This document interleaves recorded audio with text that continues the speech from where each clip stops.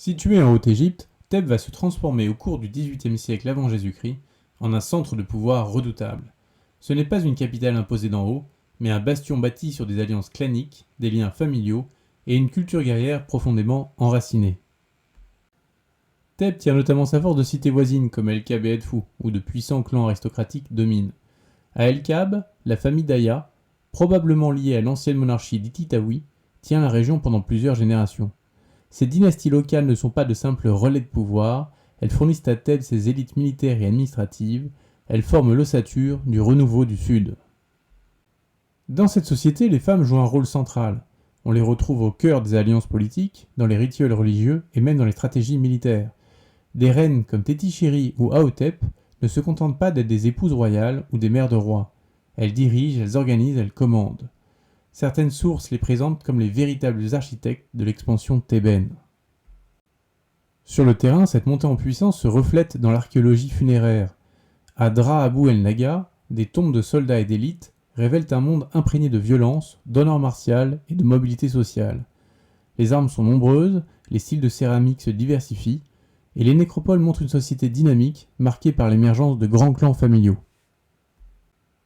Pendant ce temps, à l'autre extrémité du pays, dans le delta oriental, un autre royaume prend forme, Avaris. Son histoire est très différente. Là où Thèbes s'appuie sur la guerre et l'ancrage local, Avaris s'impose comme un carrefour économique, une cité en lien constant avec l'Afrique, le Levant et la Méditerranée. Les fouilles du site de Tel el-Daba, menées par l'archéologue Manfred Bietak, ont révélé l'ampleur et la richesse de cette cité dès 1800 avant Jésus-Christ. Avaris n'est pas seulement une ville égyptienne, c'est une métropole cosmopolite où cohabitent des marchands, des artisans, des militaires, venus d'Égypte bien sûr, mais aussi du Levant, de Canaan, de Nubie.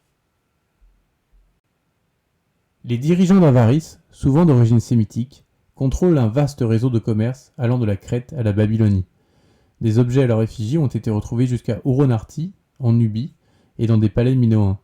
Avaris est également un centre logistique essentiel pour le commerce de vin, d'huile, de bois précieux et d'animaux. La société avarite est à la fois égyptienne et étrangère. Les sépultures mêlent des pratiques locales et levantines.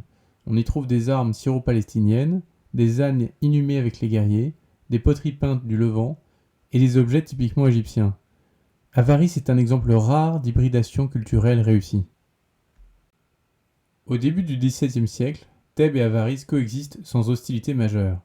Elles sont séparées géographiquement par la Moyenne-Égypte, une région de marécages et de territoires tampons. Des échanges commerciaux existent. On retrouve par exemple des sceaux du roi Khayan jusque dans les temples d'Edfou, preuve de relations économiques ou diplomatiques. Mais cette entente fragile ne dure pas, car si Thèbes entend maîtriser la Haute-Égypte, ses ambitions s'élargissent rapidement. Elle veut accéder aux routes commerciales du Nord, briser le monopole d'Avaris et contrôler le delta oriental. C'est au XVIe siècle avant notre ère que les hostilités éclatent. Le roi thébain Kamosé mène une première campagne fulgurante contre Avaris. Dans un texte célèbre, La guerre de l'an 3, il décrit ses exploits avec force de détail. Pillage, incendie, panique dans les rues d'Avaris. Il s'empare de richesses considérables venues du commerce oriental. Mais Avaris n'est pas encore tombé. Le roi Kamoudi tente de résister. C'est finalement Ahmosé, successeur de Kamosé, qui achève la conquête. Son officier, Ahmosé fils d'Abana, laisse un témoignage précieux de cette campagne finale. La ville est prise, puis Charouen, en Canaan, bastion de repli des Avarites, est également détruite. L'ancienne puissance commerciale du Nord est effacée de la carte. Mais Thèbes ne s'arrête pas là. Une fois le Nord conquis, elle se tourne vers le Sud. Kerma, royaume nubien puissant, est la nouvelle cible. Située près de la troisième cataracte, cette civilisation indépendante possède des richesses immenses. Bétail, or, encens, ivoire, esclaves. Kerma contrôle des routes marchandes jusqu'au pays de Punt et forme une alliance discrète avec Avaris pour contenir l'expansion thébaine. Là encore, Kamosé puis Ahmosé mènent la guerre. Ils s'emparent de Bouhen, installent des gouverneurs et soumettent progressivement Kerma. Les fouilles de l'archéologue Charles Bonnet montrent un net ralentissement des activités économiques dans la région après cette conquête. L'or, les esclaves, les routes, tout passe désormais sous le contrôle de Thèbes. Ces victoires sont accompagnées d'un discours idéologique puissant. Les Thébains ne se présentent pas comme de simples conquérants, ils se posent en libérateurs. Pour cela, ils forgent un mythe, celui des Hyksos, ces chefs des pays étrangers, qu'ils accusent d'avoir envahi l'Égypte.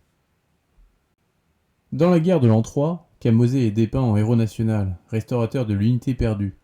Plus tard, des auteurs comme Manéthon, à l'époque hellénistique, noircissent encore le tableau. Les Hyksos auraient brûlé les temples, massacré les prêtres, ruiné le pays. Ce récit est repris au cours des siècles pour mobiliser les Égyptiens contre les menaces extérieures, que ce soit les Babyloniens, les Perses ou d'autres envahisseurs. Les Hyksos deviennent le symbole de l'étranger menaçant, une figure commode mais historiquement inexacte. Car les recherches archéologiques récentes remettent en question cette version manichéenne. Avaris n'était pas une armée d'envahisseurs, c'était une ville mixte, commerciale, pacifique dans ses débuts. Les soi-disant Hyksos n'ont pas envahi l'Égypte, ils en faisaient déjà partie. Le canon royal de Turin, malgré son état fragmentaire, nous montre qu'il existait à cette époque de nombreuses monarchies locales.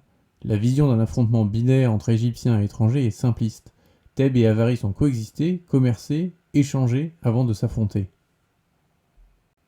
Et surtout, cette période n'a rien d'un simple âge sombre. On y trouve des inventions scientifiques, des textes éducatifs comme l'enseignement pour Mary Carré, ou encore le papyrus Rhind, un traité mathématique remarquable. Loin d'un déclin, c'est un moment de tension créative. Avec la chute d'Avaris et de Kerma, Thèbes devient une superpuissance. Elle contrôle un immense territoire, du sud de la Nubie jusqu'aux portes de la Syrie. Elle possède des ressources humaines, minières et commerciales sans précédent. L'administration reste sommaire mais se structure. Le pouvoir s'organise autour de figures fortes comme Tétiki ou Djéouti, tandis que le temple d'Amon à Karnak devient le cœur religieux et politique du royaume. Les reines, elles, gagnent en influence. Aotep est célébrée comme souveraine sur les rives de la Méditerranée. Ahmosé Néfertari, intégrée au clergé d'Amon, incarne cette montée en puissance du féminin royal. Les mariages consanguins assurent la stabilité dynastique.